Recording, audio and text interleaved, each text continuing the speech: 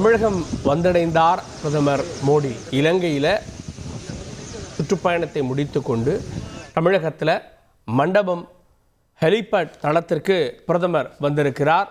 இங்கிருந்து பாம்பனில் கட்டப்பட்டிருக்கக்கூடிய புதிய ரயில்வே செங்குத்து தூக்கு பாலத்தை திறந்து வைக்கிறார். பல்வேறு நலத்திட்டங்களை தொடங்கி வைக்கிறார். புதிய திட்டங்களுக்கு அடிக்கல் நாட்டுகிறார். இந்த பாம்பன் பாலம் திறந்து வைக்கப்பட்ட பிறகு கோவிலுக்கு நேரடியாக பிரதமர் போகிறாரு. ராமநாத சுவாமி கோவிலில் தரிசனம் செய்கிறார். அதன் பிறகு அரசு நடத்தக்கூடிய நிகழ்ச்சிக்கு போகிறாரு.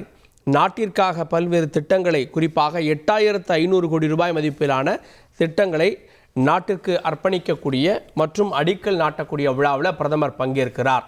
இந்த நிகழ்வினுடைய முக்கியத்துவம் அப்படின்றது 100 ஆண்டுகளுக்கு மேலாக இயங்கி வந்த ஒரு பாலம், பொறியியலுடைய அதிசயம். முதல்ல கடலுக்கு நடுவே அமைக்கப்பட்ட இரும்பு பாலம் அப்படின்ற அந்தஸ்தை பெற்றிருந்தது இந்த பாம்பன் பாலம். 100 ஆண்டுகளை கடந்து அதன் பிறகு அந்த பாலம் கிட்டத்தட்ட 5 ஆண்டுகள் கட்டப்பட்டு இப்போது திறப்பு விழாவுக்கு தயாராகி வருகிறது.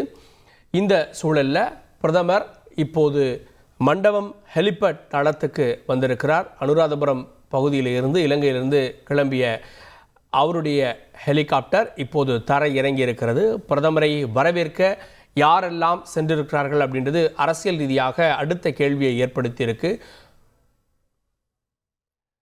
தொடர்ந்து செய்தியாளர் சோனைமுத்தன் இணைந்திருக்கிறார். சோனைமுத்தன், பிரதமர் ஹெலிபேட் தளத்திற்கு வந்திருக்கிறார். இங்கிருந்து பிரதமருடைய அடுத்த திட்டம் என்ன? குறிப்பாக இந்த பாம்பன் பாலம் திறப்பு பற்றிய நிகழ்வு பற்றி சொல்லுங்க. வணக்கம். அதாவது இலங்கையிலிருந்து புறப்பட்ட பாரத பிரதமர் மோடி அவர்கள் தற்போது மண்டபம் கேம்ப் பகுதி அருகே இருக்கக்கூடிய அந்த ஹெலிகாப்டர் தளத்திற்கு தற்பொழுது வந்திருக்கக்கூடிய காட்சிகளை நாம் பார்த்து வருகிறோம். மேலும் அவரை வரவேற்பதற்காக தமிழக ஆளுநர் மற்றும் மாநில தலைவர் அண்ணாமலை, அப்புறம் ரயில்வே துறையைச் சேர்ந்த மூத்த அதிகாரிகள் உள்ளிட்டோர் அவரை வரவேற்கக்கூடிய காட்சிகளும் பார்த்து வருகிறோம். இங்கிருந்து சாலை மார்க்கமாக பலத்த பாதுகாப்புடன் மண்டபம் அருகாமையில் இருக்கக்கூடிய அந்த பாம்பன் புதிய பாலத்திற்கு சென்றடைகிறார்.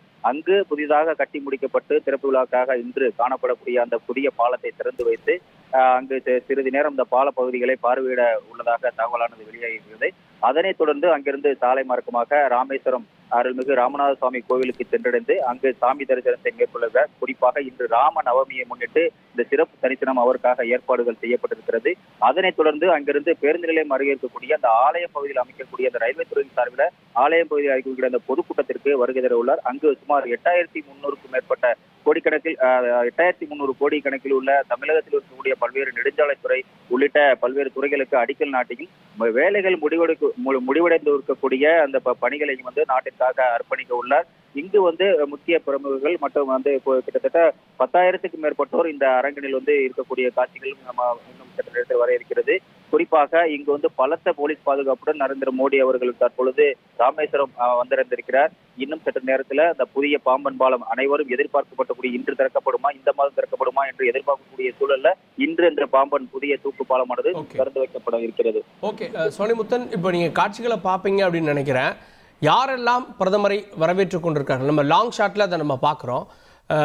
தூரத்திலிருந்து பார்க்குறப்போ திரு தங்கம் தென்னரசு போன்றவர்கள் எல்லாம் இருக்கிற மாதிரி தெரிகிறது. யாரெல்லாம் வரவேற்கிறாங்க? விவரங்கள் நீங்கள் கூறியது போலவே, அதாவது அந்த பகுதியில் தமிழக ஆளுநர் RN ரவி ஒரு அரை மணி நேரத்துக்கு முன்பாக இருந்தே காத்திருந்தார். அவர் முதலாக பூங்கொத்து கொடுத்து வரவேற்றிருக்கிறார். அதனைத் தொடர்ந்து மாநில தலைவர், அதுபோக தமிழக அமைச்சர், நிதித்துறை அமைச்சர் திரு தங்கம் தென்னரசு அவர்களும் அவரை வரவேற்றுக் கொண்டிருக்கக்கூடிய காட்சிகள் தெரிய வருகிறது.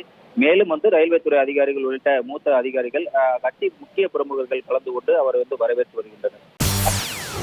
செய்திகளை உடனுக்குடன் தெரிந்து கொள்ள உடனே சப்ஸ்கிரைப் பண்ணுங்க.